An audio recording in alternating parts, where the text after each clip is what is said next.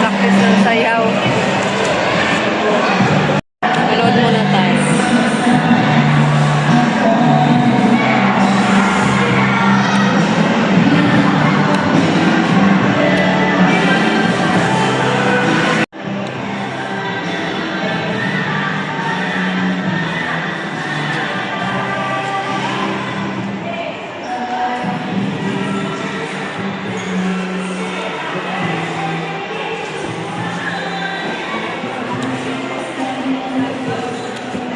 Katay.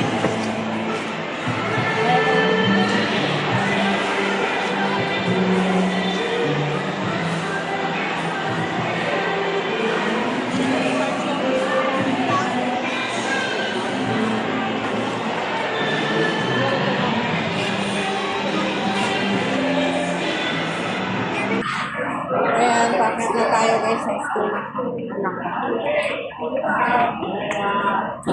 Ako, umakyat na ako sa third floor. Ayun yung anak kong payaso. Ang hirap pakainin. Puro lang third floor. Ayan, ito yung room nila. Room 201. Buti na lang wala akong pasok guys. Ulan-ulan o. Pahangin muna tayo dito kasi mukhang ano pa, basic ko yung estudyante. Dito muna tayo. Video. Ulan. Nakatamad pa gala pagka ganito na ulan.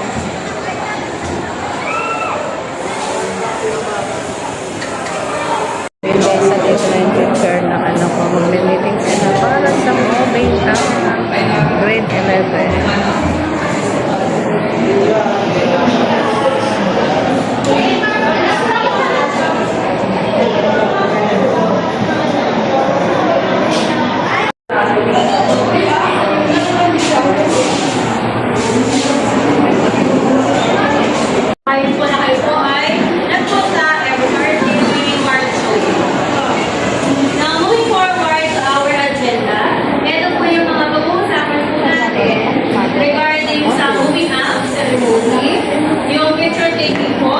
Related to moving up. The distribution of credentials. Yung mga credentials po nila since sila po ay aalis ng school, may mga aalis ng school, may mga mag-enroll pa rin.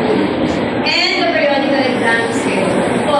Yung mga activities po na susunod pa. Since tayo naman po ay counting oras na lang po. Magkakatapos na po ng February, March, hanggang April, hati na lang po tayo. Oo, po kayo. Kasi may assurance natin. Sa movie ng ceremony, ito po ang kailangan natin po. Yun naman po ay para hindi tayo abuti ng masyadong tanghali. Po, nagutom na tayo, wala na sa is, hanggang alas 12, ay nandito tayo. Po, so automatically, bawal po ng pagkain.